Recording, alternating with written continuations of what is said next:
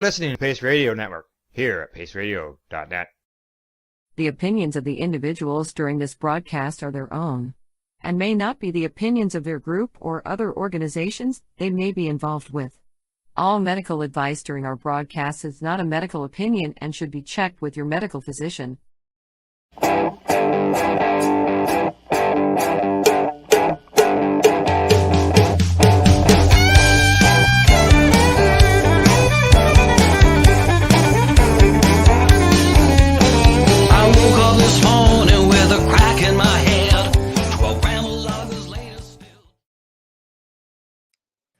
Good evening and welcome to the Pace Radio Show. We're live here at paceradio.net. Good evening, Tamara. How you doing? I'm here. Yeah, I know. Yeah. It's been a week from hell, but Yes. Do you want to tell everybody? Well, it started with the freezers going down at work. Oh, that was Saturday night. That's not good. Sunday, I was in pain. I've been in pain. I've been having a flare, but I'm better. I'm feeling better now. But Good. And then my old Petal, she was 15, having a bit of an issue over the weekend. So I figured, okay, Monday morning, I'll take her to that. I put her in a basket in the bathroom so she was away from the others and not being bugged. Yeah. And I woke up in the morning and she was gone. I'll say she left on her own terms because that was going to be probably a decision that I would have had to make. Yeah. Because she has no teeth. I've been feeding her off a fork for 2 years. She was getting fairly old looking. Like, you know what I mean? Like, they're fairly looking. She, like, not Chihuahua, right? Yeah, so she wasn't doing the best. So I guess she went on her own terms, but it's killed me. Because that was the first dog I got when I oh yeah. Yeah. Well, we had this other one given to us, but she was a puppy, and I'd been in an accident, and I'd always wanted a Chihuahua my whole life. And I got a little bit of a settlement, so I had a little bit extra money that I could afford to go buy myself a dog. Because I'd never paid $1,000 for a dog ever in my life. Right. So I searched the internet high and low, and we're talking back in 2009. The internet wasn't like it is now, right? Yeah. And we drove to Pincher Creek, out to Greenville, and I found a breeder. And my friend Kim, who became my friend Kim, who's no longer with us. She passed away of COVID 3 years ago now. Oh. And then that's where we got stitched too. So I bought Petal in 2008. She was at our first Global Marijuana March. In fact, I went and picked her up Friday. We had the first Global Marijuana March on that Saturday. So she was at the first Global Marijuana March I ever held in Lethbridge. Then we went and picked up Neil Magnuson. So she's the one that gave everybody their white puppies. She was the mother of Dexter. She's the mother of Figaro. She's the mother of all those white pups. Oh, nice. Everybody owns across the country. So she gave back as much as she gave us, and we loved her and she loved us. And at 15 years she gave us. So it's been tough. So there's that. And then the store got, the door smashed. And then we had an incident yesterday with a woman, freaking out and defecating and peeing in front of the store. Oh. So it had to do with RCMP. And yeah. Yay. It's been a week from fucking hell. How's your week been? Well, it's only Wednesday, and I got to work all weekend because my classes are going away. So I get a 7-day no day off on Sunday this week. Oh, way to go! And I got 3 hours sleep last night. I'm already exhausted. Yeah, no, that's not. Yeah, you got to get some sleep. That's not good. Don't get any sleep. That can only lead to problems. But tonight we've got we're going to review the legislative review of the Cannabis Act. This is the final report that everybody has been waiting for from the government. And I would have known about it 5 days ago if I would have opened my damn email, and I could have responded to it 5 days ago prior to it actually coming out. Because I'm the chair of my Kootenai Writing Association, so I get all the policies before they're actually published. But I haven't been paying attention. Well, you've been dealing with your puppy too, right?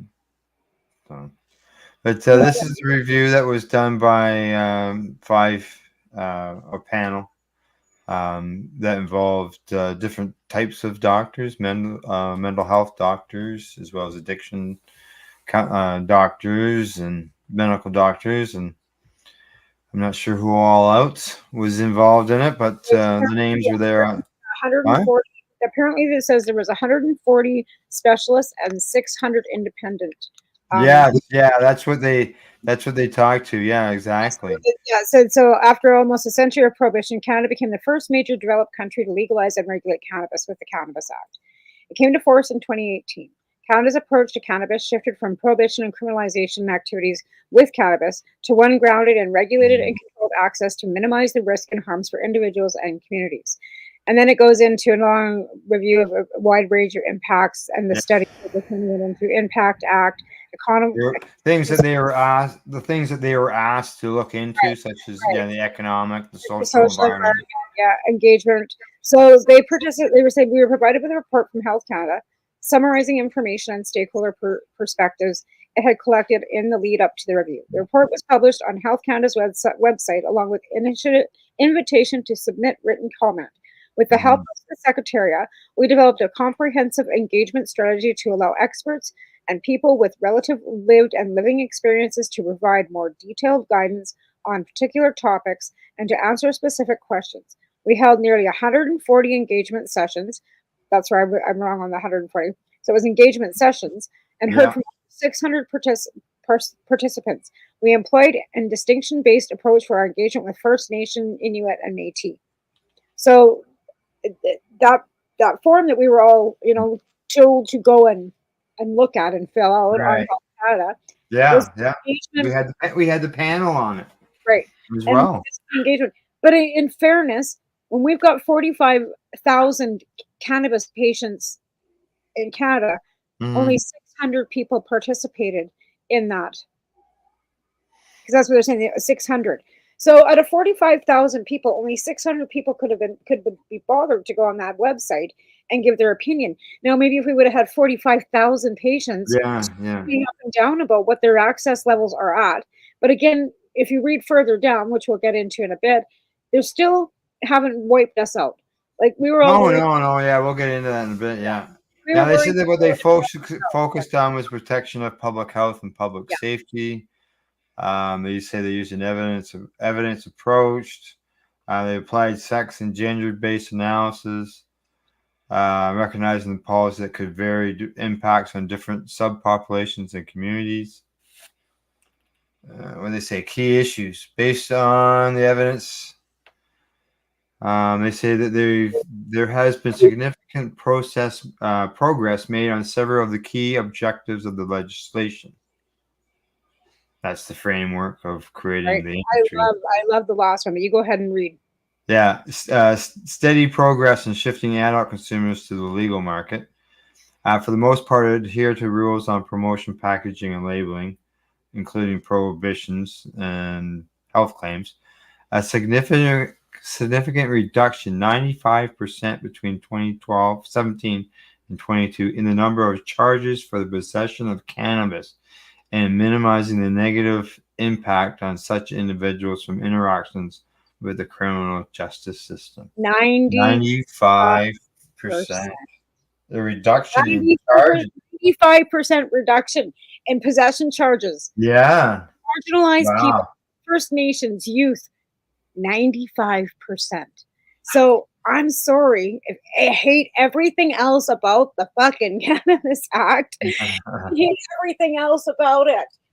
That right there has saved thousands and thousands and thousands of people money and time and ability to work, ability to travel, ability to have quality of life. Yeah. Oh yeah. Like you weren't stigmatized by your charge. That minor charge you would have had. Like for example, I know somebody who got charged for 3 joints. Then that was on their my possession charges that I had prior to that 4 grams in the mail. I had 2 possession charges. One was for 6 grams and one was for fucking 7. It wasn't even 28 grams. And I went to the fucking courthouse in Pincher Creek and tried running that stupid polka law. Remember that polka that we were supposed to go in and we were sovereign and cannabis was our freedom of right, blah blah blah. the Crown left me out of the fucking courtroom. Oh. So I ended up having, like, it was just ridiculous because in the beginning in 2007, we were trying to fucking all kinds of stuff, right? Oh yeah. I remember people smoking in Possession the law, right? protests. Yeah. Stupid. All right. Yeah. Right. And now they say that these are areas that they have uncovered the following areas of concern. They say youth and children that concern the trends related to youth use of cannabis. The data indicates the use has remained relatively stable since legalization. Right. So children aren't using it anymore. Well, it hasn't increased.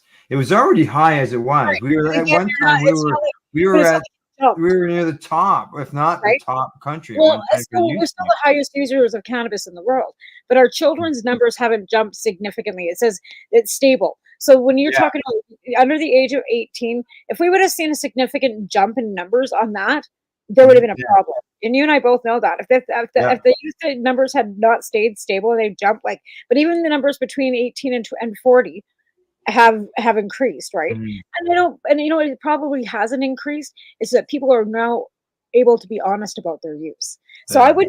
So when you read this, they say, oh, this increased or that increased. No, people just are able to talk about it. Yeah. And I have to agree with them where the unintentional consumption by the kids. We hear about that. We never heard about it really before pre-legalization. No. And now the kids are getting into it. So, and this cannabis hypercytosis or whatever the fuck they're calling it. Well, Didn't you ever hear about that before? And now all of a sudden we're hearing about cannabis allergies and cannabis hytosis and yeah. But the kids, I look at the kids thing is, you don't want kids getting high. And that was our own. We did that. We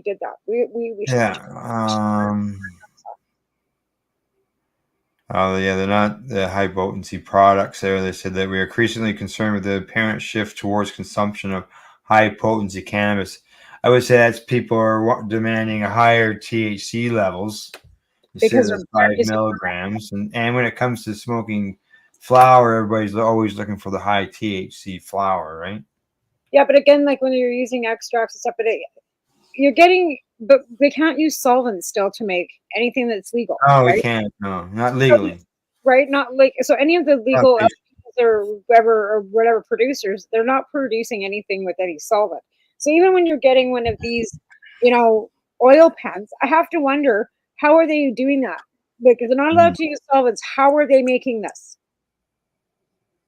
Yeah. Because you have to use isopropanol. Or you have to use Everclear to do this, no matter how you fucking slice it. Well, that's right. Rosin. But this is not squished. Huh? Just squish it. How do you squish it and get into here then? Into what? How do you squish it and get into these vials? How do you make rosin? Oh, well, I've got a right here. I've got a rosin cartridge right here. Live rosin, 1 gram. What do you have to add? Or is it? No, it's not a cartridge. Sorry, it's not a cartridge. It's a container. Right, but so how do you squish this, and then what do you have to add to it to make it so it'll do this? This is oil. Oh well, you can. They do CO2 to use it as well. That's a toxin. Yeah. Well, as I said, the most legal way is squishing it with just some heat. But are they able to use? You got to get a press. You got to get a press, rosin press. You can't do that with this. Huh? You can't. This is not rosin. No, that's not. No, that's not. It's not a legal market. That could be some type of distillate that's in there. Okay, who knows what the name is? Still made with oil. You'd have to look at the packaging that you got it with. Okay, but don't you have to use toxic ISO or Everclear to make distillate? It was butane, CO2. I could see the ISO. I don't like the idea of the ISO, but as far as using Everclear, I've used that with absolutely. But that's what I'm saying. Legally not. It's more. When it comes to Everclear or high proof alcohol, I'm more concerned about the explosive end of it versus what the residue. That's why we're not legally allowed to use it. So how are they doing it? Yeah, that's right. It's the explosive. It's not. But how are they doing it? Oh well, they actually have safety approved locations and all that has been inspected. So they can do this, and they can be. They can do this, but we can't. Not at home, correct? because people don't follow the safety guidelines.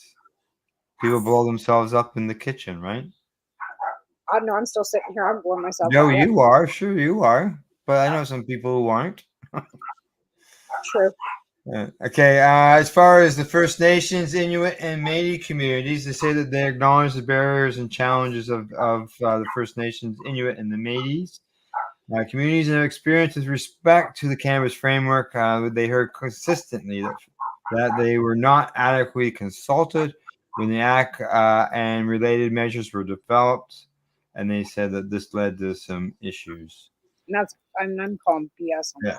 that. They say that there's an urgent need to re-engage on these issues consistent with the Government of Canada's commitment to the rights of Indigenous peoples and a shared commitment by all parties protecting public health and public safety. Yeah, I'm not quite understanding that because on the First Nations, they're doing what they want. They're not following any Canadian guidelines at all, and they're getting away with doing Yeah. that.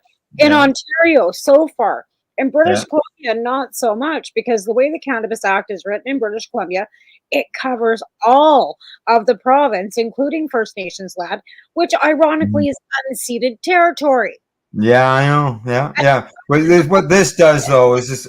I look at this as what they're saying is that they're acknowledging that And this is the a First federal. Nations, Inuit, and Métis people weren't consulted, and they should be, which is a good thing for them. I get that too, but you know what? They were at the consultation tables at the very beginning. I Yeah. sat with them. Like when they Well, say they weren't this consulted, hey, maybe some of them aren't. I'm just reviewing what the report is saying. I know you were there at those meetings, but how long all the way through the act were they involved? Probably about as much as we were, right? We didn't I get know. until the end. They Yeah, didn't well, ask until they went around. I know those communities say they weren't consulted, and here I'm reading that these people agree with them. Right. I know that basically here in Ontario, it's each community has their own thing that they go by. And they should.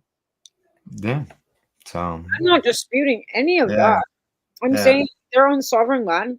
They should be yeah. able to do whatever they want. In fact, if they want to set one up in downtown fucking Toronto, they should be able They to. have. They have. I was sitting across from one. I got a picture. I mean, seriously.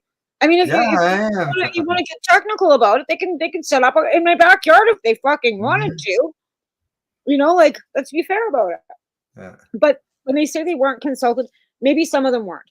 I just know that there was some people from certain bands where I was, is what I'm saying. They were Yeah. there. So Yeah. Oh, yeah. Correct. but I totally think they can set up wherever the fuck they want. That's my thought on it. Yeah. Let's see. They say here industry challenges. They say the information available does suggest a lack of diversity in the sector, and that communities were disproportionately harmed when cannabis was criminalized continue to face barriers to participate in the legal market. Yep. Yeah, I'm sure they express concerns about the excise tax, and the numbers for that are just astronomical. okay, well, I got to take something back because I said that Dicor Pharmaceutical here in Cranbrook was closing. Mm-hmm. That's a lie. They're not closing. Okay. They just don't deal with the Canadian market anymore. All their stuff now goes to Germany and Israel. Oh, they're producing here in Cranbrook, and they're keeping people here working, which is great, right? Which feeds back into our economy. But they do no longer keep their product within Canada. So it's going over there for medical purposes if it's going to Israel or whatever, wherever. Yeah, Germany and they're helping med patients in Israel, right? And I heard that from somebody that worked there. Yeah. So, but that's the thing. Like, if they're exporting out, because we've got abundance here. You know what I mean? Like that's we got there's lots here. Yeah. Let's see, reduced interactions with the criminal justice system. Say they're encouraged by the significant decrease in Canadians' interactions with the criminal justice system related to cannabis. However, there is a need for more data on the extent to which racial bias continues to exist in law enforcement activities related to cannabis. Because they're First Nations. If you Yeah. think about it, that's bias right there. Because if they're Oh, giving yeah. There's about setting up on their wherever, that is racial bias. So absolutely, that's 100%. Right. And again, like, but you got to see the decrease in the police like it too. Like I've got a couple RCMP officers that come into the store and we talk about how they love it. They smell something now, they can walk right on by. Before they'd have right. Yeah. to Yeah. down, it'd be a bunch of paperwork, it'd be a court date, it'd be a bunch of fucking bullshit. And usually just because because if they smell it, they have to, Yeah. right? In a vehicle, walking past somebody, wherever, right? So it really comes down and gives them the ability to actually deal with crime. They say a need for more enforcement. This is the act contains more serious offenses and penalties to deter criminal activities with cannabis, such as unauthorized production. Enforcement action has been limited due to shifting police priorities. Yeah. Inadequate resourcing and gaps in authority. Yeah, because the market still exists, right? They still have thousands and thousands of pages online that you can Google up and order cannabis in Canada online in any shape, form you want to, right? Oh, yeah. All these ways. We know a lot of these people, and I don't want to see anything happen to any of my friends. But again, they're going to start enforcing that. And this is what they're saying is that a greater commitment to enforcement is needed. So because there is still and don't kid yourself. These licensed producers are paying huge amounts of excise taxes. They're paying tax, and that's why they're pushing it. The people that are doing it legally want to see the guys that aren't doing it legally. No more than it's no different than the Imperial Tobacco Company wanting the people that are selling the black market tobacco to stop doing that too. It's the same shit, right? Here's an important one, and these are just generalization. We haven't even gotten to the main parts of all this stuff. I know, right? And it says access to cannabis for medical purposes. The legalization of cannabis did not substantially facilitate research, and there has been limited progress on evaluating the therapeutic benefits of cannabis. Patients continue to report many challenges obtaining reasonable access to cannabis for medical purposes, as well as difficulties finding reliable information, specific products, and supportive and knowledgeable healthcare professionals. The current lack of high-quality evidence can create difficulties for healthcare professionals and insurance providers faced with patients' requests upon the use of cannabis for medical purposes. Our consultations have helped us to identify several promising reforms to improve how patients access cannabis for medical purposes. I can hardly wait till we get to the in-depth part of this review on that. That's what I said, that's what I posted on my Facebook. So I'd maybe get some intrigue and have some people want to jump in and then join in the conversation, because that's promising. And that's what we've been screaming about for 20 years. We need health to recognize cannabis as medicine, and we need the research to be done, right? So here's the black and white in a proposal that has to be done. And this is like, but the thing of it is, this is a report that's, recommendations, kind of like, and it says women's, and it's the same shit. Yeah, they identified several promising reforms. Right. So yeah, that's good. Now they say filling research gaps.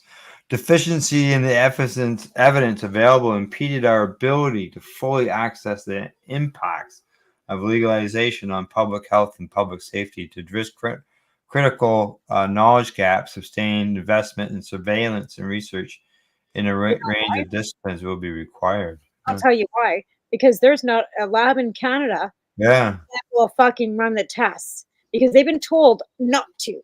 So we have a dear friend that's a mutual friend that will be on my show on Monday that was able to get some research done and able to get some actual testing done by one lab in Canada. So that's a problem. There is like nobody doing it. Yeah. Now, as far as advice on public, health and safety objectives and stuff, they said that they were limited their formal recommendations to areas within the mandate of the government of Canada. However, given the responsibilities, some areas of cannabis control rest with other levels of government, which it does. Yeah. They say moving forward, it would be important for the government of Canada to allocate appropriate funding and resources to ensure the effective implementation of cannabis framework. It will need to include allocating resources in areas that did not initially receive funding, such as research on the therapeutic potential of cannabis and prevention of treatment programming. Hey, there we go. That was good. Right? Yeah. And that's the biggest thing that I got. And like I said, this is the introductory. Yeah, this is just the introductory. There's some stuff that's in here that's probably good. The summary of and this the stuff that probably doesn't. Thank you to those 600 people that took the time out of your days to fill out that form, to tell them that we need more research done. And to everybody that was included in those 140 consultations, and I know we both know somebody who was there. Thank you. Thank you very much. Yeah. They say that they encourage all levels of government to consider how existing resources can be redirected to consider how cannabis fits into the broader priorities. For example, investment in mental health and addiction services, prevention programs, consumer information and research and surveillance. So, see, I don't want them researching the harms. I don't want them researching. No. I want them researching the benefits of the plant, stuff that we already have fed them. Mm-hmm.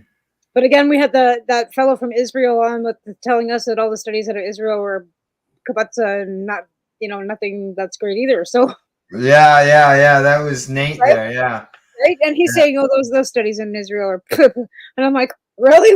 We've been citing those, those research studies from Israel for decades, man." And yeah, for sure.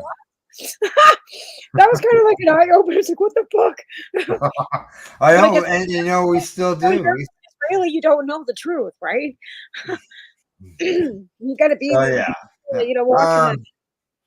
All right, before we get into the next section of this, which is the summary of advice, why don't we go for our commercial break, and then we'll come back and start fresh with this next section. There's lots. Like I said, this is going to take me 6 days to read. To go through the whole thing, it's going to take forever. There's obviously going to be some stuff that we're going to have to jump through, and we're just sort of skimming through it right even now, but. Yeah, Alexa, she's pretty large. There's a lot there. That's right. All right. Okay, off we go. We're going to go to break. When we return, Tamara and I will continue our review of this legislative view of the Cannabis Review Act that Canadians have been waiting quite a while for. So, other than that, we're on Pace Radio Show. We'll see you after the break. We're live.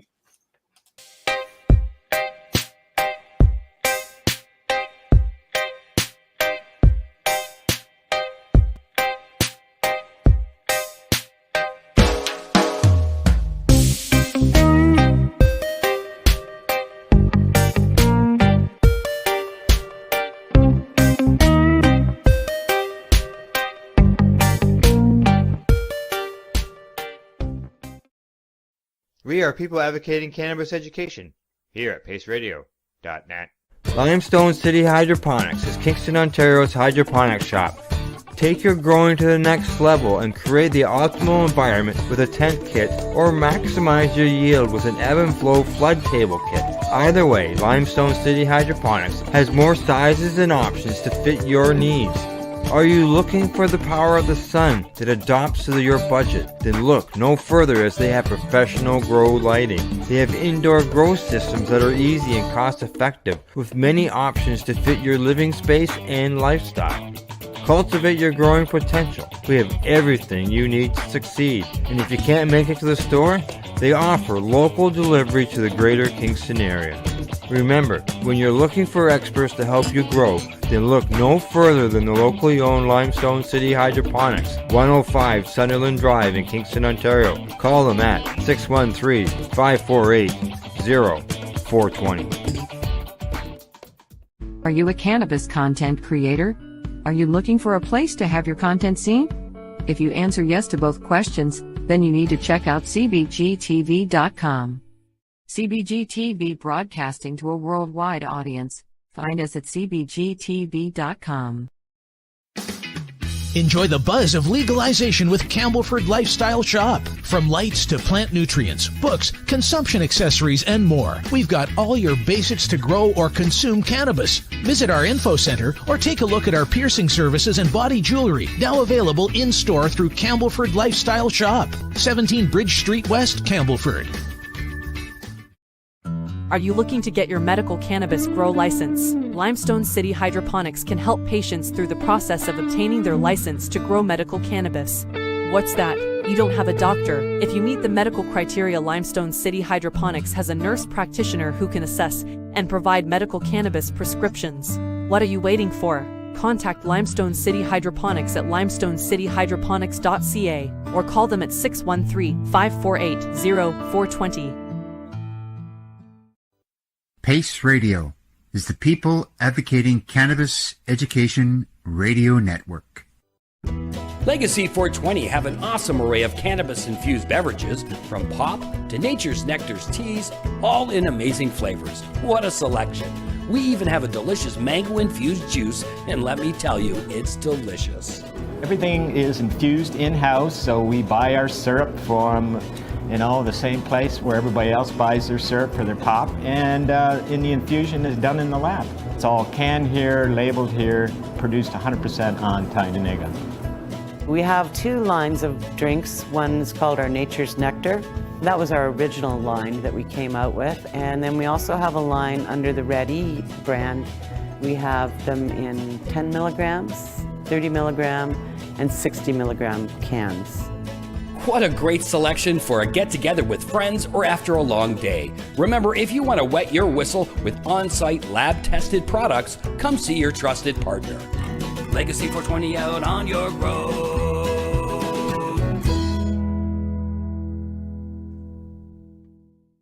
You're listening to the Pace Radio Network here at paceradio.net. And we're back. Tonight we are reviewing the review of the Cannabis Act that a lot of us filled out questions, but questions and answers in a survey, but we would have liked to have seen more of us, right? Chapter 2 looks even better. Okay, well, we're at the summary of advice section here of this as we make our way through this huge document.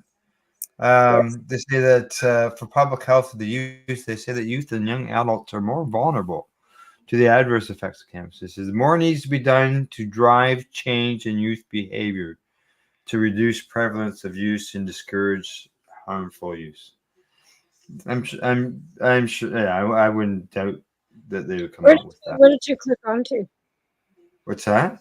Which part did you click onto? Did you click onto the second thing, like it did the table of contents? Oh, I'm just scrolling down from the top. Oh, you're still on chapter 1. Oh, okay. Yeah. Because chapter 2, I don't know if it's at the bottom of the page. Maybe it just keeps on scrolling. I'm just slowly making my way down from the top. Okay. Okay. Yeah. So you're at summary advice. Okay. I didn't know. Okay, you're there. It just keeps going down. I just went back to the top and went to the top to the next chapter. They say that they're suggesting to take some of the successes from other substances such as the tobacco, because obviously they brought the tobacco consumption has dropped over the years, so there's suggesting to use the same thing with the cannabis end. Yeah. Now as far as the children, we're increasing reports of poisoning though. Yeah. We're troubling. Oh, he's poisoning. I don't know what what's the poisoning. Like, these children didn't die. Oh, the children. Oh, yeah. The ODing, and they call it poisoning. That's overconsumption. That's below where you're. I don't know where you're at here. Yeah. Public health, children. Yeah. Increased reports. Yeah. Yeah. And that I still look at that as the responsible adult. Right. You're right. A child should never be exposing it. It should never sure, Yeah, right? you can't argue with it, unless it's for medical purposes. Yeah. But it's the lack of the responsible adult in the room that didn't maybe teach the children, or being that the children are young, left it out where it was accessible, right? Right. Yeah. Yeah. Put it in a spot where they can't I have a hard time believing that any of those children were that sick either. You know what I mean? Like, Mm-hmm. I'd like to see the. I mean, obviously you can't, but I mean, I'd hate to. I know that there was no death by cannabis for a There was child. there was no death. I know that there was some, children that were admitted to the hospital and stuff like that.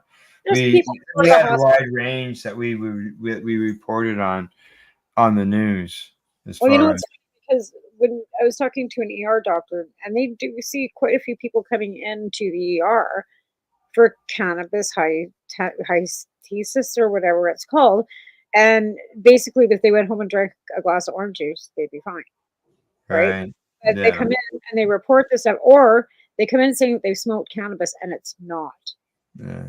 right? Mm. And that's what they're finding too. That a lot of people will lie, come in and they've smoked something that they weren't sure, or meth, or something along those lines, or used another drug and come in to the hospital saying that it's weed when it's not.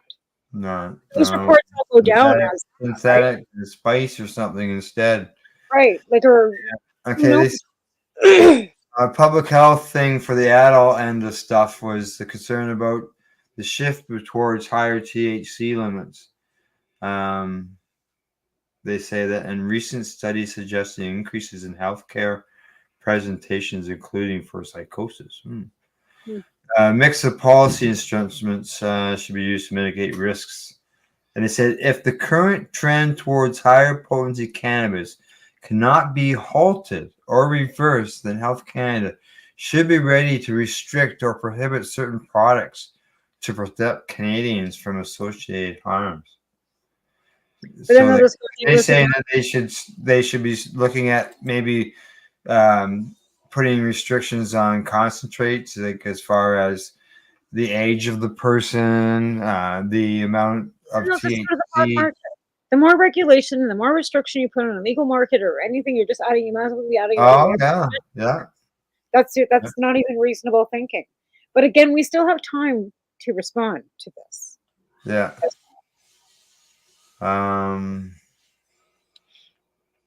This is maintenance and public health measures. They said after reviewing available evidence and core health and safety focused rules, they recommend that the majority should be maintained.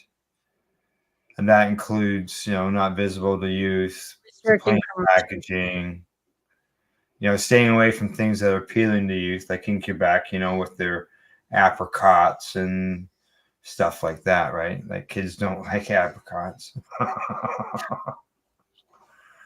Okay. They said that greater clarity can be provided to industry about promotional promotion. So they want to, give them some more information. Here's another thought.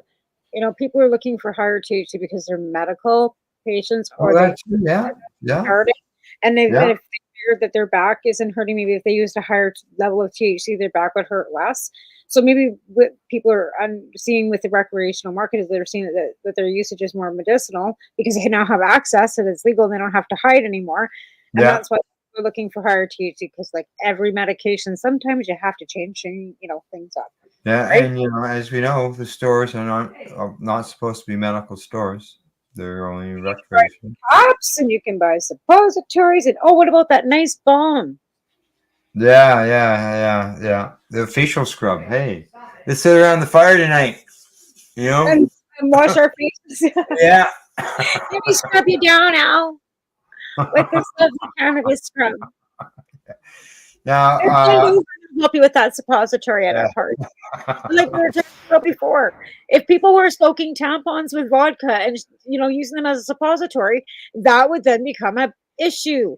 But it's okay. So where's okay, to continue here, it says First Nations, Inuit, and Métis communities. They report challenges in providing services for the people related to cannabis, given the many priorities they must address with limited resources. We recommend support for distinctions-based health and public health and mental health initiatives in communities, as well as support for evidence-based materials and programs to disseminate distinctions between cancer health information. Okay, let's see. They don't want it. They They say don't that. want Canada's help. They want to do. Leave them alone. Yeah, it says, well, the Act defines the authorities of the federal government and provincial territory governments. It is silent on the authority of these governments with respect to cannabis. Right. That's silent. Yeah. Right. Yeah. There you go. Good. Leave them alone. Yeah. This is a significant gap that negatively impacts the public health, they say. Oh. Well, but the thing of it is, they are doing things. That there's nothing wrong with the way they're doing things. Yeah, it says it negatively impacts the equitable treatment of Indigenous communities and individuals seeking to participate in the cannabis industry. Yeah, I agree with because, you got 600 stores in an alley. So I agree with that. Some were, I don't know. Again, not my business. I'm a white girl that, it's not my business. We call on amendments to the Cannabis Act facilitating a collaborative process with Indigenous communities that would allow those who wish to exert more control over cannabis-related activities in their territories to enter into nation-to-nation agreements with the government based upon minimum standards to protect public health and public safety. They recommend that Health Canada, as well as provinces and territories, take steps to improve the licensing process to better support Indigenous applicants who wish to participate in the legal cannabis market. They don't want to. So they want them to come more into the cannabis, into the government end of things, and they're willing to lighten their taxes too. They just want to take all their taxes too. Well, there's that too. Yeah. Well, actually, there was a report that we read on the news about that very fact, about getting it included into a tax regime, and that not only meant cannabis. They were talking about gas as well as tobacco products too. What are the First Nations? In the report, yeah, this was in a report that we read on our news broadcast. Yeah, I went, this ain't gonna happen. That's a non-starter. And why are they? I know. I completely agree with you. We're using their resources, and we don't give them fuck all back. Like, hello, yeah, shut up. As far as economic, social, and environmental impacts, they say that industry representatives raised urgent concerns about the financial viability in the heavily creative or highly competitive markets that exist today. They say that, however, any support the industry must be consistent with the public health and safety objectives. How about they just not aim to increase the amount of cannabis consumed or the number of Canadians who use cannabis? How about if they just said no to all these extra, like 675 million producers? You could just say no. They did with beer crafting too. You're not allowed. There's not allowed to be a bunch more breweries. There's only a certain amount allowed. Just say no. No. They say Health Canada for everybody. They say Health Canada should reduce the financial and administrative burden it places on participants in the legal industry. No. We recommend that Health Canada accelerate its work to reduce unnecessary regulatory burden informed by the experience gained over the last 5 years. It appears there is room to revise certain regulatory requirements without compromising public health and public safety. As long as they're not fucking gonna, be lacing and everything's gonna go out not moldy. I don't think they should have to be being watched on cameras and having to tick every bud that goes in and out of that place. There is a lot of paperwork. That would free up a lot of ministry's time and probably cut out about 20 jobs at the Health Canada. Yeah. They are suggesting to reform the excise tax. They say that in the end that this would involve higher potency products being subject to more tax than lower potency products. BC already charges us 20% on these stupid fucking vapes. Yeah. How much more tax do you want, fuckers? And then you put into law enforcement. No, I want to go in housing. Why can't we make a choice? Diversity. At the outset of legalization, there was a missed opportunity to address the harms of prohibition. Here, here. The government of Canada has a role to play in encouraging the participation of marginalized and racialized groups in the industry, and it support inclusivity and remove barriers to success. They should take a comprehensive approach that looks beyond the issuance of a license to include pre and post licensing support and take a broad view of diversity so that policies and programs consider how to support the inclusion of smaller sized businesses across the country.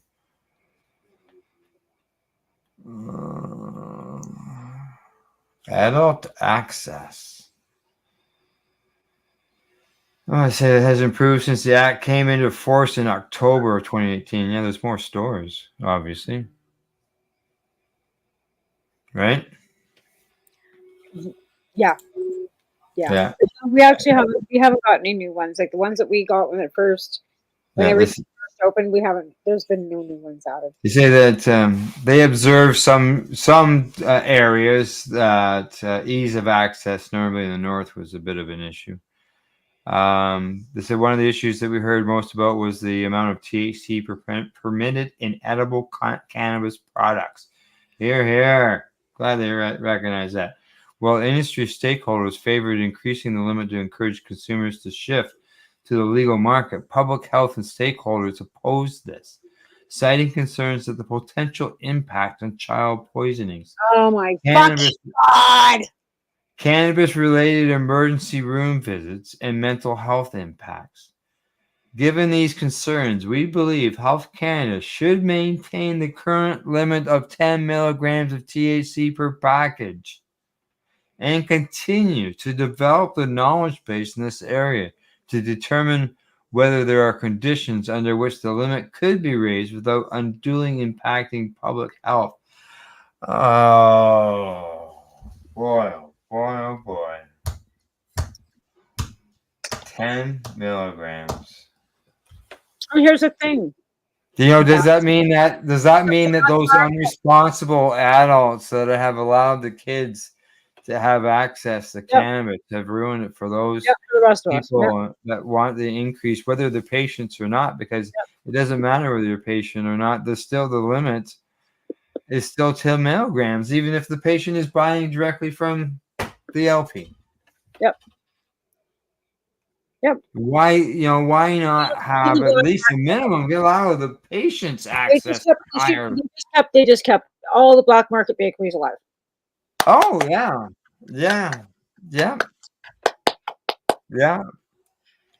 So fucking good. Woo!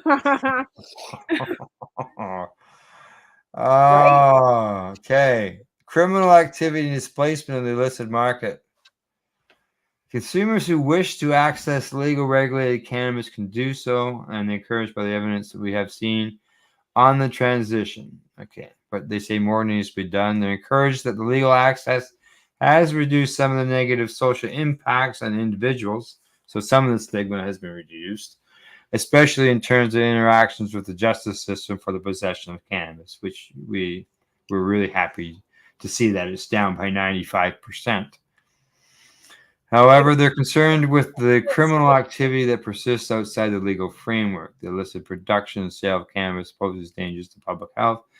I must say that nobody died of cannabis when it was after illegal. 5 years. The sky has not fallen, except for 12 children. Because, let's face it, how many in total? If we went for a Freedom of Information Act, we could actually get the information to find out actually how many children were actually poisoned with cannabis. Yeah. Would it be like the ones that wrote into Saskatchewan to change legislation about gender identity? There was 37 of them. So how many people actually? How many? That makes me so mad. Because I know, as David Melmo Levine used to say, "Where's the bodies?" Right? Yeah. Let's see what else here they say about that.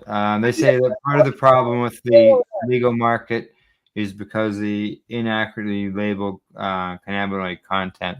How do they know? They don't know if it's inaccurately. Yeah. they may do some testing, but I do know of a place that did test some products, and I'm not sure how many products they tested, but they had a failure rate of 100%. Yeah, right. They did, yeah. Actually, they came up on my memories recently. If you go through my Facebook wall, Oh you'll my see where goodness. they're posted. Yeah, exactly. But again, we have Yeah, people that, I mean, again, when you're doing these said testings, right? yeah. Even when you're testing at the LP level for Hmm. THC levels and CBD levels and all these things, they're not testing anything else. They're not testing for the benefits, not testing for the harms. They're just testing specific things. It's a light spectrum or whatever, a little swab, and off it goes down the fucking down the way, right? It's bullshit. Yeah. They like I know, like, I'm sort of looking at it as in the industry they would, do batch testing would be required, and then they would change the packaging, Well, labeling these facilities are set up. as required in order to reflect that new batch. I experienced that myself when I went and bought this vape pen, and the one she pulled out of the container had a higher percentage than what was up on the thing, and she said that that's because the level up on the sign was a new batch, whereas the one I had that she was offering me with the higher THC was from another batch. Well, here's my stance with cannabis. As I've always said, it should be treated like lettuce. And if it was being Yeah. made in a food facility, like say, French fries, like where I worked, there was a lab right in that facility, right? Hmm. Things got tested on a batch basis, and if it wasn't up to snuff, it got dumped. Yeah. It became cow, Yeah. right? Yeah. So again, I don't understand why cannabis isn't being treated the exact same way under agriculture rather than the Drugs and Substance Act. Yeah, I can see your point there. It is an agricultural product. Personally, though, myself, I'd still like to know for my own, reasons, what I am getting as far as Oh, you get product. all these testings for THC and stuff, but you'd also get the nutritional value out of it. Yeah, What the yeah, actual yeah, for nutritional sure. value is of the plant and the leaf and everything else, and what Yeah. sugar or calcium or if there's anything else in Mm, the plant yeah. besides the THC, the CBG, the THCA, Oh, all yeah. There's things, lots. Yeah, there's lots of other stuff that's included there. Like like I it's know my own products. I've had my stuff tested. I take it to a lab. right. So I mean, of You know, course, you're medicinal looking for that kind of thing, but you're wanting a higher potency because you're using it in your baking and making whatever yeah. rosin or whatever. But again, if you're eating it like a sprout or if you're juicing it, right? Yeah, It's the eating it like a sprout, that'd be like a microgreen. That might be interesting. Hey? oh, Yeah, I don't just know. wait till you hear. But anyways, Wow. on with the rest. Okay, to continue on with this, let's slide right down to this next paragraph or this next category that says medical access. And we'll go through this before we go to our next break. They say the legalization of cannabis has had a profound impact on how Canadians access cannabis. However, patients, healthcare professionals, and medical regulatory bodies, municipalities, and law enforcement have all voiced concerns about how the system of access to cannabis for medical purposes is working. Many patients are concerned that they do not have reasonable access to cannabis for medical purposes from licensed sellers, while healthcare professionals and medical regulatory bodies continue to have concerns about the lack of evidence to guide clinical decisions. Yeah, I seen all that going on. Municipalities and law enforcement have concerns about the abuse of the personal and designated production program and how cannabis is diverted from the program into the illicit market. Heard that a lot too. We heard that some healthcare professionals authorizing cannabis for medical purposes accept financial incentives from industry, a practice that would be considered unacceptable in context of a prescription medications. Heard that as well has been going on. We see we see a need to maintain this distinct medical access program. Yes. With improvements, yes, to better support patients and to better address the problems addressed by bad actors in the personal and designated production program. Who's even Wonder what that involves when we get into it well, further. again, like who's even designated growing anymore? I think. Well, I know several patients that lost their designated growers because it wasn't lucrative for them enough anymore. Yeah. Right? And that's what we're talking about the diversion. Well, they've already solved that problem. Diversion is really not. It's not that lucrative anymore, folks. It's just not. People. It's easier for some people just to go to the store because it's just down the street. It is way easier. And you know what? Like, I'm not one that eats edibles, or I don't drink the drinks because they're carbonated. So I don't care. As long as I can get some nice, clean flour that there's no fucking seeds in and no mold, and it tastes good, and it gets me where I got it. It takes the pain away and does what I'm good. That's all I ever wanted.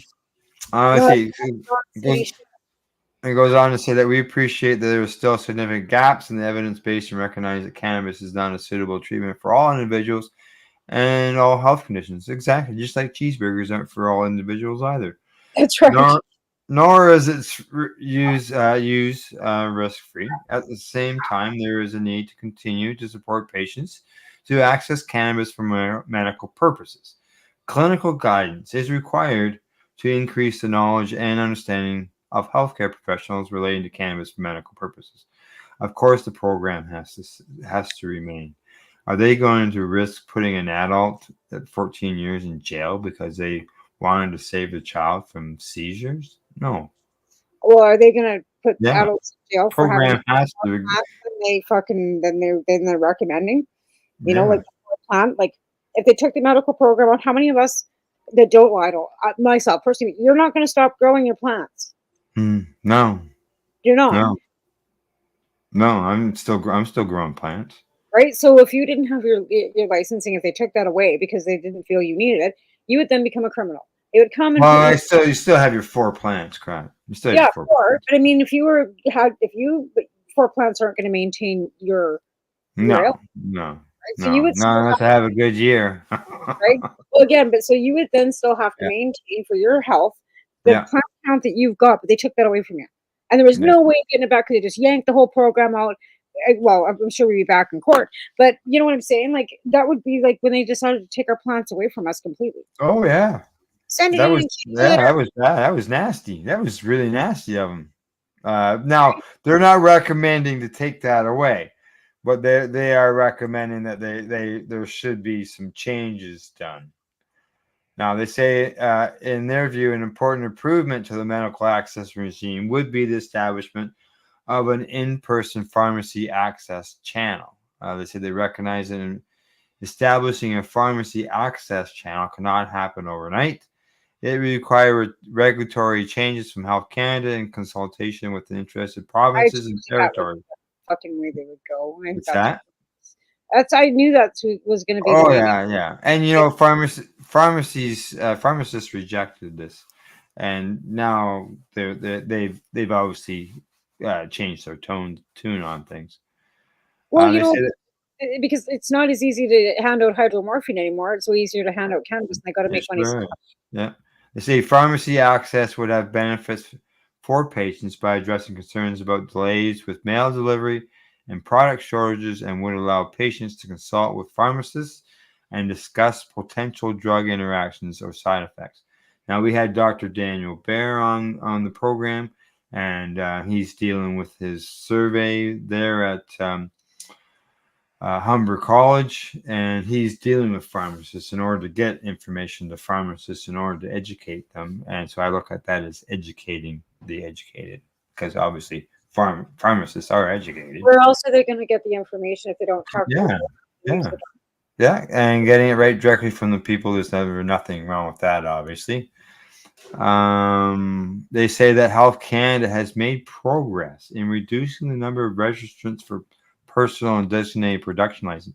Made progress in reducing. Why would Health Canada why would they celebrate reducing progress?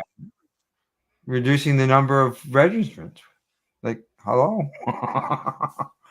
And the number of plants grown under these registrations. We encourage the department to continue to carefully scrutinize applicants and refuse or revoke those that possess risk to public health and public safety, limiting the ability of individual grow plants at the same site would also reduce the risk. Limiting the ability of multiple individuals. I have seen something where they said that they wanted to reduce that. You know how right now you can have 4? Yeah. They want to reduce that. For that though. We fought for that in court. And we were looking at bigger and doing co-ops where you could have like a co-op or you had several patients all together in the same building, growing together multiply, and you could just like intermingle, right? Yeah. That would be the ultimate goal for a lot of people is having a co-op. Well, that sounds like that's a non-starter. If they want to reduce it, we fought to get it to 4. Yeah. Yeah. I know. Yeah. Well, I see it's break time again, top of the hour. And time for us to take that break. You're watching the Pace Radio Show. We're live here at paceradio.net, cbgtv.com. And we'll see you in about 3 minutes. You're listening to the Pace Radio Network here at paceradio.net. Limestone City Hydroponics is Kingston, Ontario's hydroponics shop. Take your growing to the next level and create the optimal environment with a tent kit or maximize your yield with an ebb and flow flood table kit. Either way, Limestone City Hydroponics has more sizes and options to fit your needs. Are you looking for the power of the sun that adapts to your budget? Then look no further as they have professional grow lighting. They have indoor grow systems that are easy and cost effective with many options to fit your living space and lifestyle.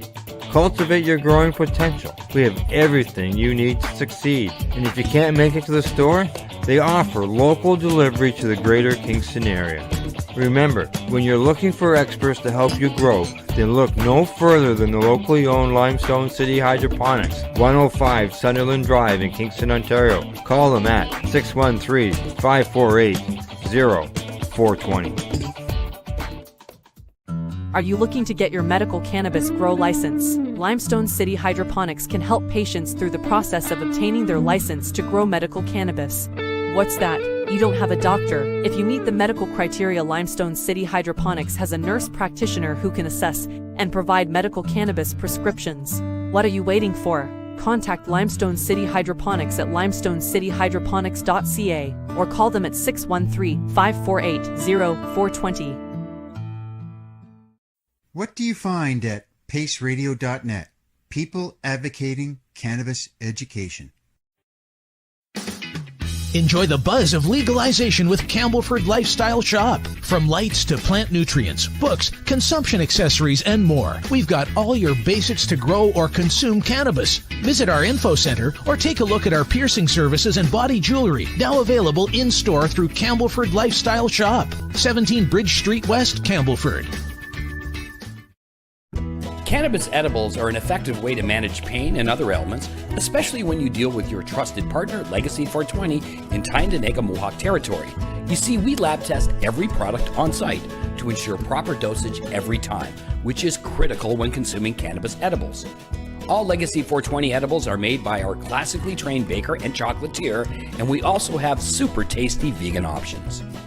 Our baker has been in the industry for 25 years. She's also a chocolatier. Everything from savory to sweet, your chocolate bars, brownies, butter tarts, you name it, we make it. Talk to our knowledgeable Cannatex about our incredible variety available. Give your trusted partners a call. Legacy 420 out on your road.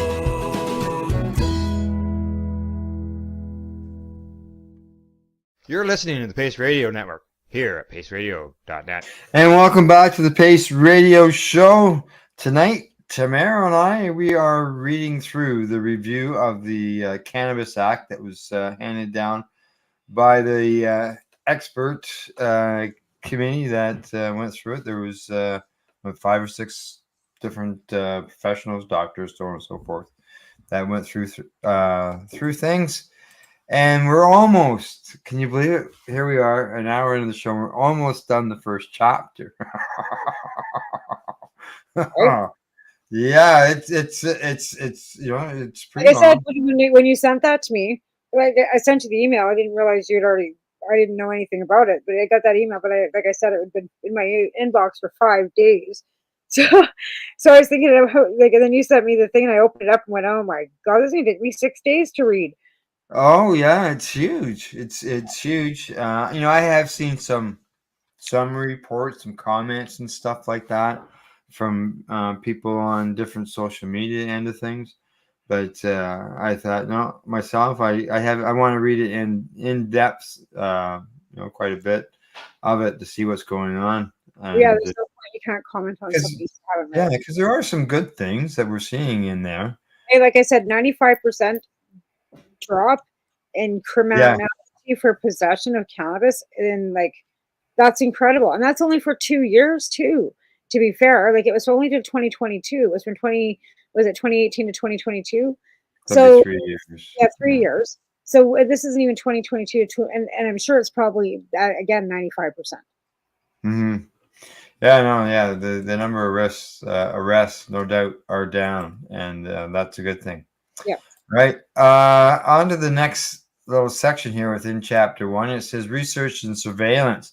It said after 5 years after legalization of cannabis, many critical knowledge points remain. Priorities must be set to guide investments in research, helping to fill gaps in the evidence base and guide future policy decisions. We encourage this priority setting to be done quickly and for the necessary funding to be made available to support this research. In addition to research to fill knowledge gaps, there must be continued surveillance of cannabis related behaviors and cannabis related health effects. I think Now, that's amazing. research was talking about actual medical research, though. They say looking ahead, review fulfills the requirement of Section 151 of the Act, but the Act refers only to a single review. We believe there should be similar reviews at regular intervals to ensure the impacts of the framework are assessed over time, while mandated reviews of the Act would provide important opportunities to take stock. We also encourage federal, provincial, and territorial governments to evaluate their frameworks, including laws, regulations, policies, programs, and interventions on an ongoing basis. Well, some people might think that is a bad thing, but I look at it as a good thing because hopefully at some point they can include, you know, some real good improvements. Well, I mean, Find out, yeah, okay, people can have more than 10 milligrams and be real. right? Well, again, like are they going to wait another 5 years? Like it's been 5 years. Yeah, I'd yeah. rather see it being an ongoing, thing on a regular basis than it be once every 5 years because things can change awfully fast in 5 years. Yeah, Like, oh, they we had a can. pandemic. Like Yeah, everything in the world fucking changed. yeah, yeah. Oh, I forgot to mention, we come back from break. I saw we got a little heart there on the show, and I noticed Oh, that during the Limestone City Hydroponics commercial that we're running, and it just happens that it comes from them. hello. Margaret and Pierre. All right. So yeah, now we're into chapter 2, which is the recommendations and observations. So recommendation 1, the government of Canada should allocate significant funding and resources to ensure the effective implementation of a cannabis framework, including the ability to address emerging public health and public safety issues. So maybe they don't think they are now. Recommendation 2, which is they say will be in part of chapter 6. They say Health Canada should set and monitor targets for reducing youth and young adult cannabis use and cannabis-related harms.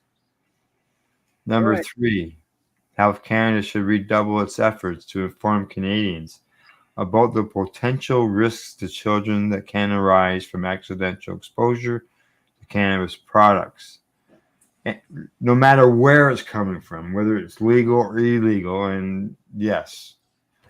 And provide advice to consumers on where and how to store cannabis safely. obviously up out of reach, and that includes even if out of reach after they climb on the counter. In your locked liquor cabinet with your liquor. Yeah, if you've got your liquor stuff locked up, yeah. If your liquor's not locked up, why isn't it? There you go. There you go. Well, I know I was young at one time, and I did come across a little guy that was sitting near a beer bottle. That was well over 40 years ago. Number 4, Health Canada should take a leadership role, working in collaboration with provinces and territories, and to support the development and implementation of evidence-based school prevention programs and other interventions to reduce the prevalence of youth cannabis use. Federal, provincial, and territorial programs should consider committing a portion of cannabis revenues to fund evidence-based public health interventions, including prevention programs for youth and young adults. So I like to see that would come from the tax money instead of it just going into a slush fund. But here's the thing: they already have the MAD and the DARE. Yeah. How much more do they want? And I've had two interviews with a group called Parents Against Driving High, and they're not against cannabis use. What they advocate is for responsible cannabis use, is what they advocate for. I know that they get involved where they actually provide Uber rides home for people at events, for those who feel that they have consumed too much at an event. They'll provide them with an Uber ride home. I just took 12 morphine. Can you give me an Uber ride home? I just took what? 12 morphine. Can I get an Uber ride home? 12 more pink. No, morphine. Like, you know what I mean? Okay. Yeah. Well, yeah, maybe. Give them a shout on that. Now they're talking about cannabis high, but I could see where you're saying that I smoked 10 joints because it was, killing their pain. I'll guarantee you they can fucking. No, but if you feel that you've consumed too much, there are people out there that consume too much.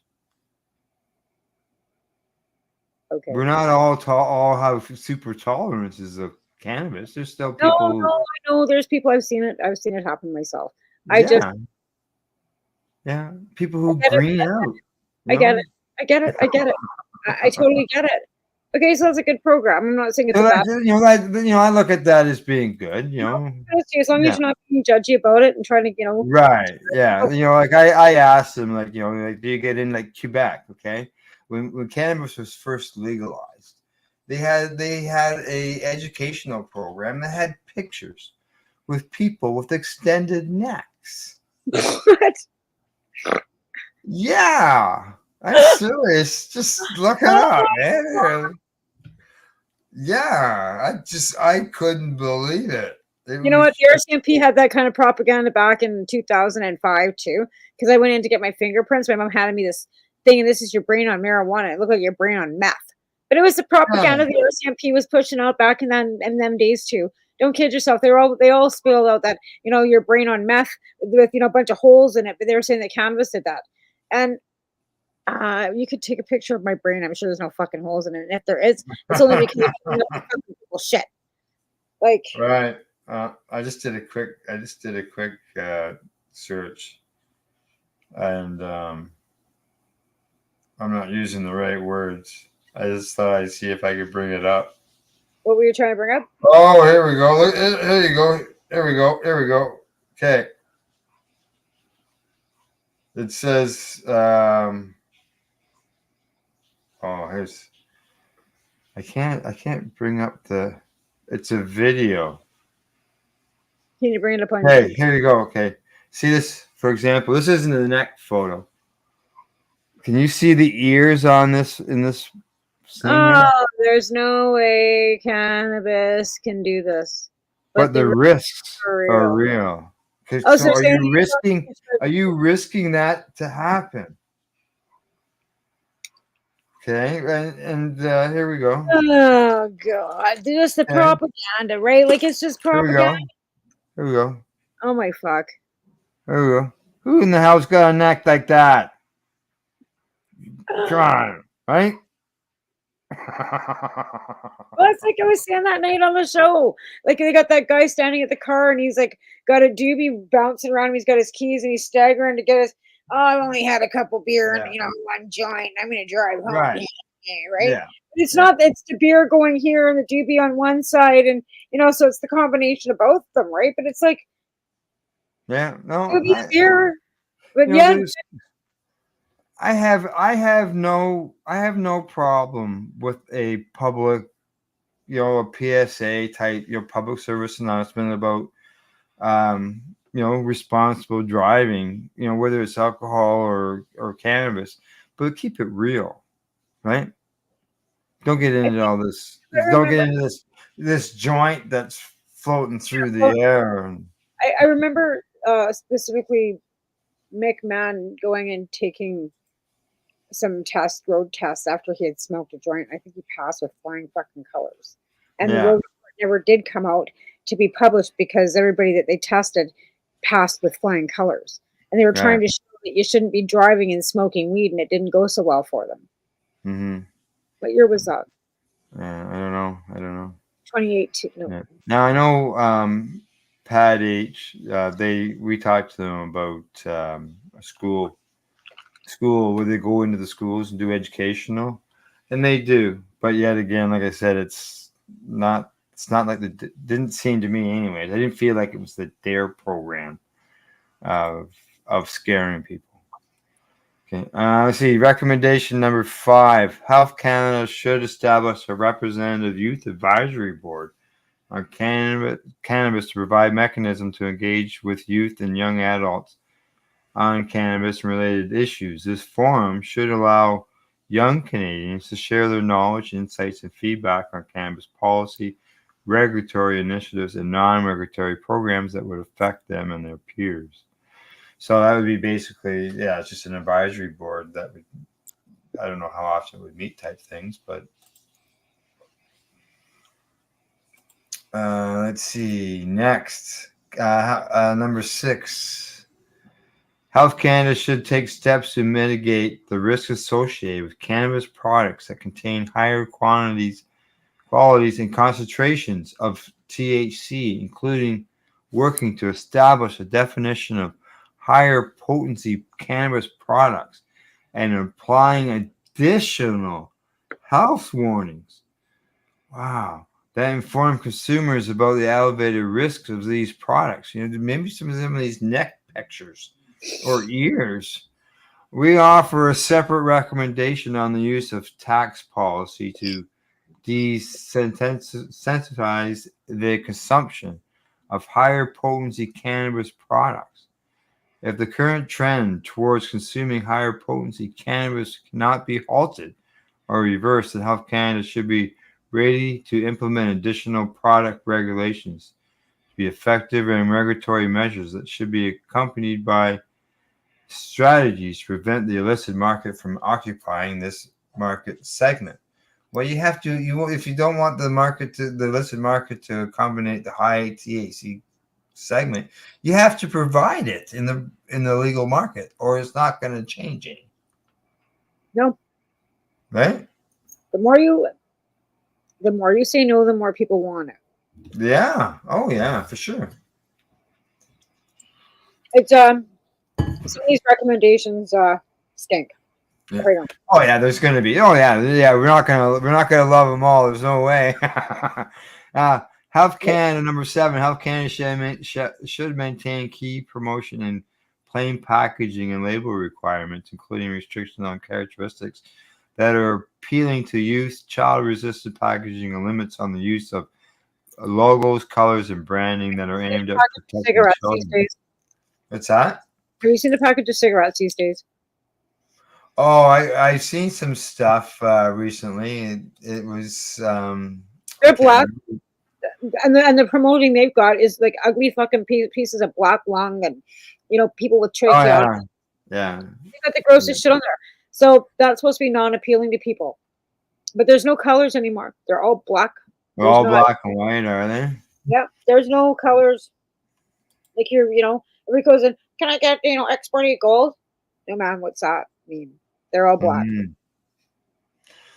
They say that Health Canada should regularly revise health warning messages to ensure they are appropriate for the products, reflect up-to-date evidence on the health risks with cannabis. Sorry, I got the hiccups. And impactful in communicating these risks. Should they also include health benefits on there like we do on other products? Like, talking to you because my rheumatoid specialist would tell me that the cannabis isn't doing me any harm, and it sure the hell didn't lead me to having colitis at 16 or having rheumatoid arthritis at 49. My cannabis use had no effect on my body getting this in any way, shape, or form. Health Canada should revise the packaging and labeling rules that apply to all cannabis products to more clearly convey information on Delta 9, which is THC, and CBD quantity or concentration to adult consumers by simplifying product labels and allowing the display of only total THC and total CBD for each product and for the package, and requiring larger font sizes to display THC and CBD quantities or concentrations. So if they do that, are they going to allow them to reduce something else? If you include a font, you're going to need more space to put all this stuff.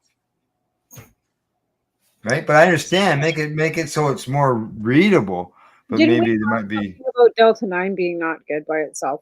Ripped down. What's that? Didn't we have something about Delta 9 being not good if it's ripped down by itself? Like, I just don't. If it's just straight THC. Well, isn't THC, THCA, and Delta 9 totally different? And well, Delta 9 is after it's been heated.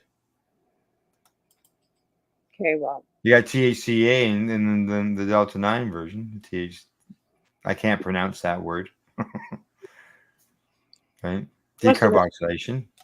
So, say that Health Canada should allow some portion of the cannabis package for dried cannabis and fresh cannabis only to be transparent without undermining the intent of plain packaging requirements and other labeling rules to protect children.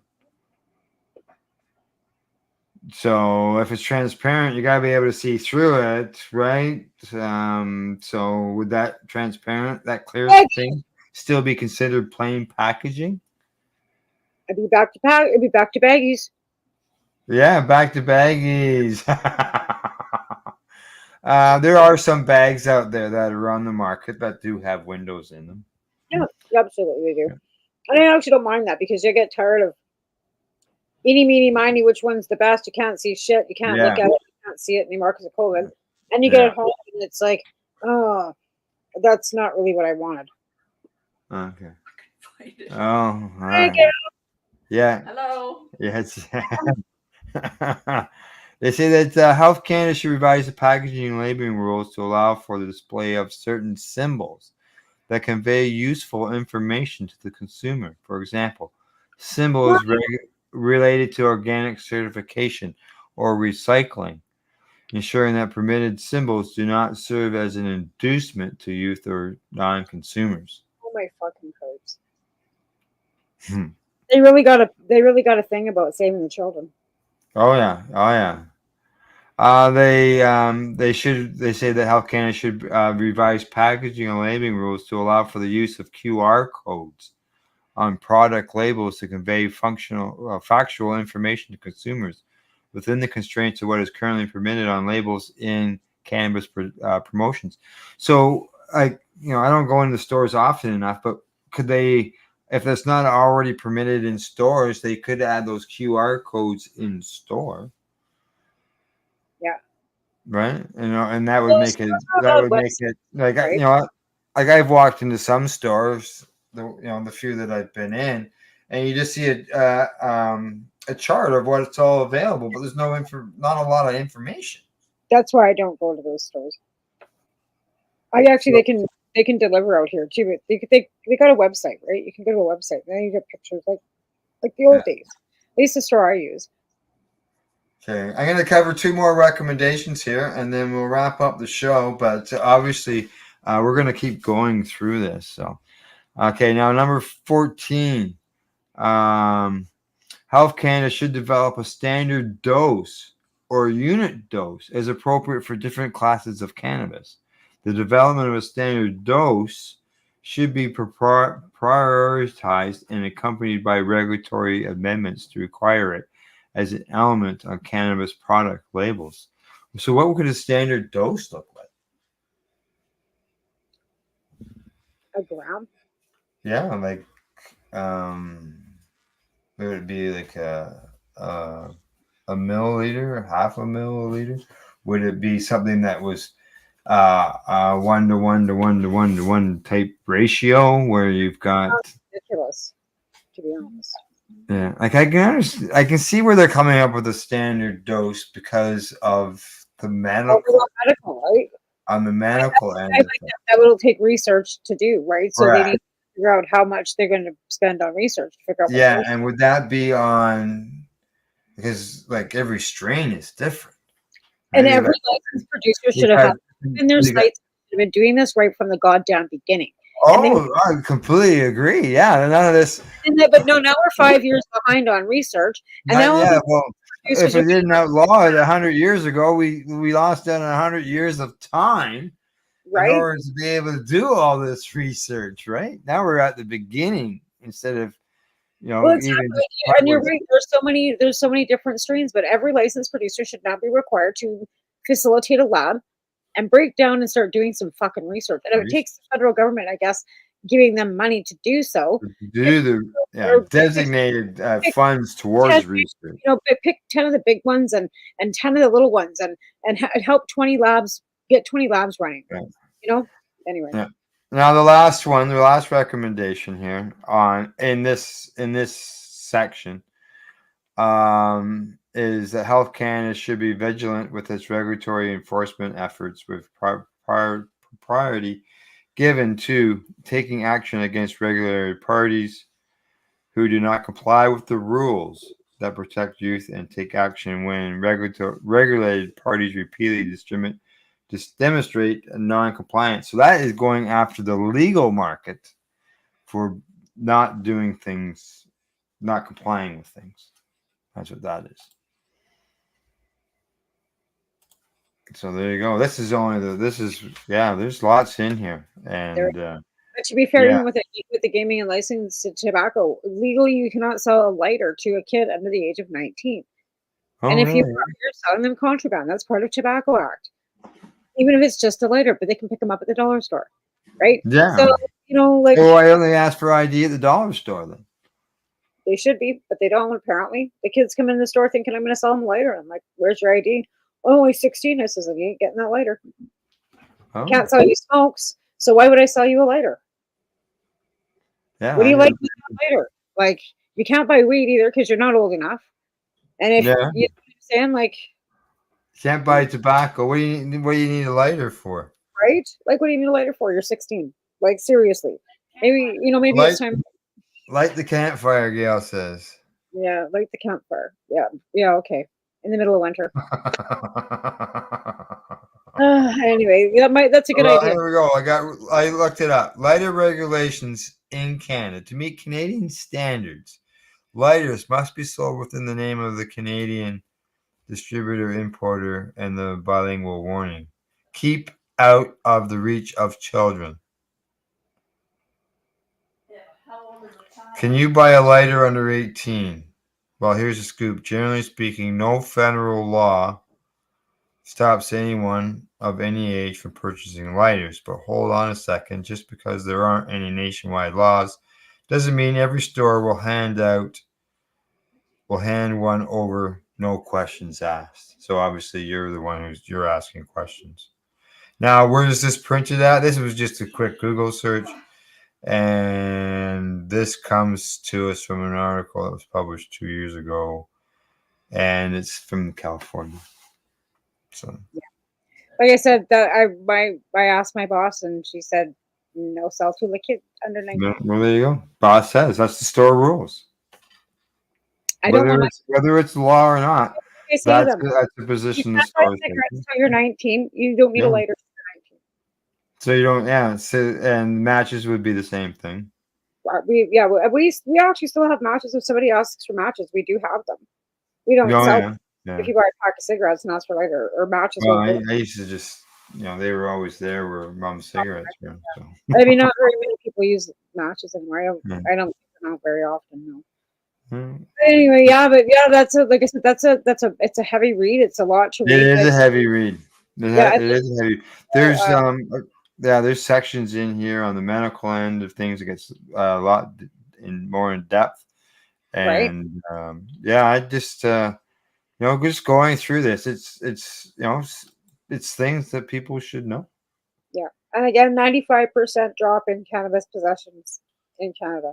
So if you hate the whole program, nothing else, 95% less. You gotta like that part. With in the criminal element, right? So that's a win on all levels, right? And saving children with access to medical cannabis too is a win. That too. And again, we have regulations so that we're not getting moldy. Well, not always, but we've gotten better because there has been licensed production that has sent out crappy cannabis before prior to for many patients. Quick message. Limestone Hydroponics, Limestone City Hydroponics says thanks, guys. Thanks, Limestone City Hydroponics. Yeah. They're good people. They're good people. There's no doubt about that. So there, go to Kingston. Go see them. Yeah, for sure. And for those, for doing the microgreens, hey, I don't know, maybe that's an idea. Try some cannabis microgreens. They promote the microgreen growing, of. But a little more about that on Monday on my show because, like I said, okay, all right. I don't want. Don't talk. I don't want to let out any. I don't. It's all good news, and I'm sure that if you go to her page, there's information probably already up because she's doing other interviews too because this is big, right? The main stuff that she wanted to talk about, she's going to talk about on Monday on my show. Yeah, sounds good. All righty. Well, anything else before we say goodbye? Thanks for watching. All right. As you said, thanks for watching. And a reminder that we'll be back next Wednesday. I don't know. I got some guest names lined up, but I've enjoyed going throh this review. And well, whatever. Like I said, we'll intermix it in. Who knows? To see what happens. Yeah, because I met some nice people over the weekend. Oh, that's great. You did. Yeah, and so I want to be able to. Grassroots. We should start reading that again too because there's a lot of good information in there. What's that? Grassroots. Yeah. We've gone astray on that show. Yeah. It was the same idea. Just getting information and education out there to everybody. All right, that's next week. As far as everything else, you can find us on socials, Twitter, Instagram, Facebook, so on and so forth. I'm on TikTok. You're on TikTok? Yeah, you're on TikTok. I'm not.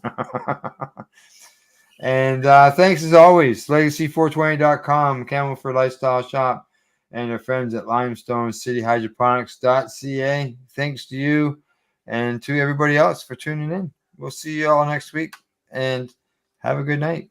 Bye-bye.